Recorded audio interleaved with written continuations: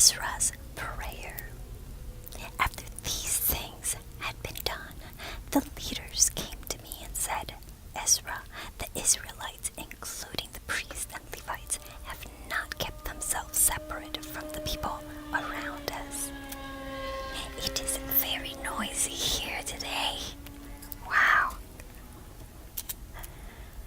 Those neighbors do evil things as the Canaanites, Hittites, Perizzites, Jebusites, Ammonites, Moabites, Egyptians, and Amorites did. The Israelites, men and their sons have married these women. They have mixed the people who belong to God with the people around them. The leaders and officers of Israel have led the rest of the Israelites to do this unfaithful thing. When I heard this, I angrily tore my robe and coat, pulled hair from my head and beard, and sat down in shock. Everyone who trembled in fear of the word of the God of Israel gathered around me because of the unfaithfulness of the captives who had returned. I sat there in shock until the evening sacrifice. At the evening sacrifice, I got up from where I had shown my shame. My robe and coat were torn, and I fell on my knees with my hands spread out to the Lord. My God, I prayed. My God, I am too ashamed and embarrassed to lift up my face to you. My God, because our sins are so many. They are higher than our heads. Our guilt even reaches up to the sky. From the days of our ancestors until now, our guilt has been great. Because of our sins, we, our kings and our priests, have been punished by sword and captivity. Foreign kings have taken away our things and shamed us, even as it is today. But now, for a short time, the Lord our God has been kind to us. He has let some of us come back from captivity and has let us live in safety in His holy place. And so our God gives us hope and a little relief from all slavery. Even though we are slaves, our God has not left us. He causes the king of Persia to be kind to us and has given us a new life. We can rebuild the temple and repair its ruins. And He has given us a wall to protect us in Judah and Jerusalem. But now, our God, what can we say after you have done all this? We have disobeyed your commands that you gave through your servants to the prophets. You said, the land you are entering to own is ruined. The people there have spoiled it by the evil they do. Their evil filled the land with uncleanliness from one end to the other. So do not let your daughters marry their sons, and do not let their daughters marry your sons. Do not wish for the peace of success. Then you will be strong and eat the good things of the land. Then you can have this land to your descendants forever. What has happened to us in our own fault?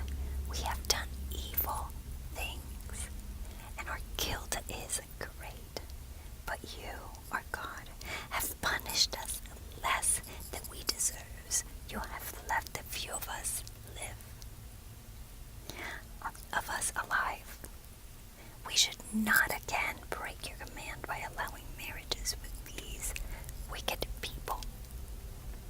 If we did, you would get angry enough to destroy us, and none of us would be left alive. Lord God of Israel, by your goodness, a few of us are left alive today. We admit that we are guilty and none of us should be allowed to stand before you. Chapter 10. The people confess sin. As Ezra was praying and confessing and crying and throwing himself down in front of the temple, a large group of Israelites, men, women, and children gathered around him who were were also crying loudly. Then Shechaniah, son of Jael, the Elamite, said to Ezra, "We have been unfaithful to our God by marrying women from the people around us. But even so, there is still hope for Israel. Now let us make an agreement before our God. We will send away all these women and their children, as you and those who respect the command of our God advise. You are in charge and we will support you. Have courage and do it." So Ezra got up and made the priests, Levites, and all of the people of Israel promise to do what was suggested. And they promised. Then Ezra left the temple and went to the room of Jehohanan, son of Elishib. While Ezra was there, he did not eat or drink because he was still sad about the unfaithfulness of the captives who had returned.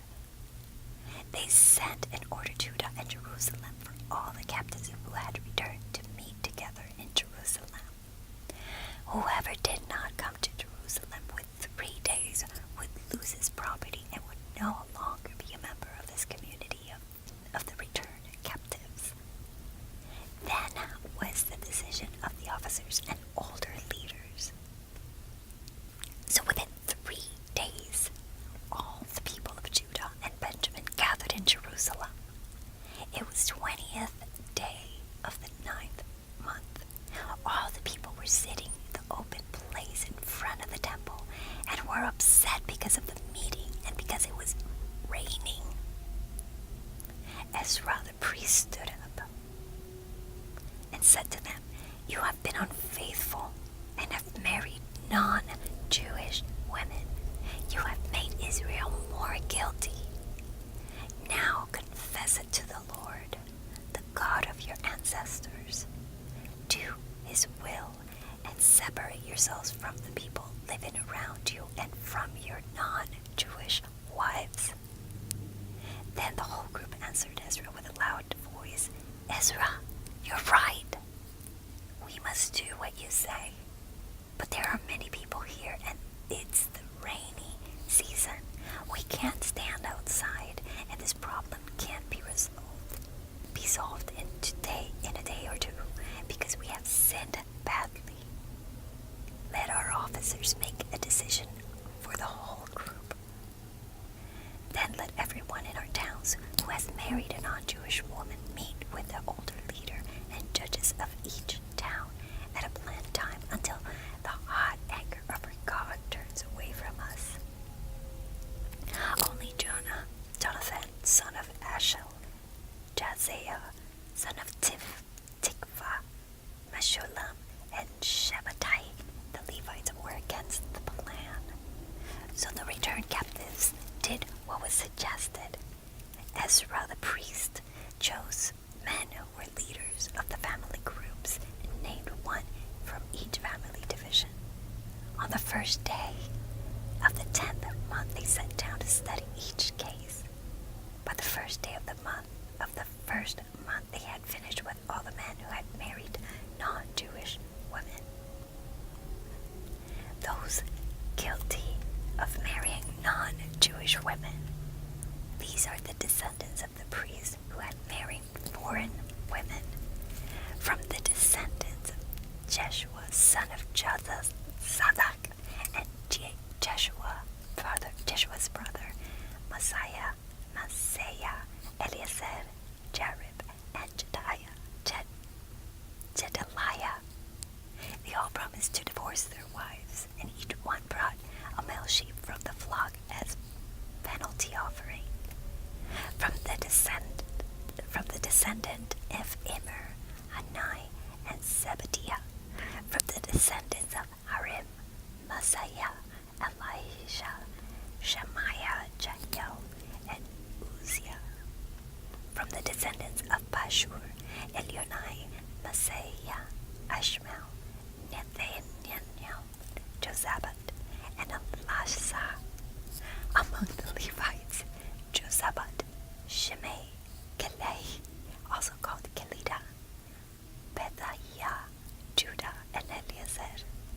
among the singers, Eliashib, among the gatekeepers, Shallum, Telem, and Uri, and among the other Israelites, these married non-Jewish women. From the descendants of Parosh, Ramiah, Isaiah, Malchiah, Mishamin, Eleazar, Malchiah, and Benaiah. From the descendants of Elam, Mattaniah, Zechariah, Jael, Abdi, Jeremoth, and Elijah. From the descendants of Zattu, Elionai, Eliashib, Mattaniah, Jeroboth, Zabad, and Aziza. From the descendants of Bebai, Joanna, and Abin, Sebai, and Athlai. From the descendants of Bani, Meshullam, Maluk, Ataya, Jashub, Sheol, and Jeremoth. From the descendants of Pahath, Moab, Adim, Kela, Benaiah, Messiah, Mattaniah, Bezal, Benuin, and Manash. From the descendants of Haram, Eleazar, Ashiah, Malchiah, Shemaiah, Shemira, Benjamin, Malach, and Shemariah. From the descendants of Hashumatenai, Matat, Zabad, Eliphalet, Jeremiah, Madai, Amram, Uel, Benaiah, Bedaiah, Kalui, Benaiah, Mermoth, Eliashib, Mattaniah, Mattanai, and Jazu. From the descendants of Binui, Shimei, Shelemiah, Nathan, Adai, Mechanabbai, Sheshai, Sharai, Azarel, Shelemiah, Shemariah, Shalom, Amariah, and Joseph. From the descendants of Nebo, Jael, Mattaniah, Sabat, Sabina, Jedi, Joel, and Bediah. All these men had married non-Jewish women, and some of them had children by these wives. Okay, so there wasn't a life lesson for the end of those two chapters, but things have changed. Things have changed from then, and it's crazy to think how, imagine starting your own family and then having to kind of leave your family and kid. What do you do with your kids? If your kids came from, what do you do with your kids? Like, how did that even work? That must have been confusing. Those kids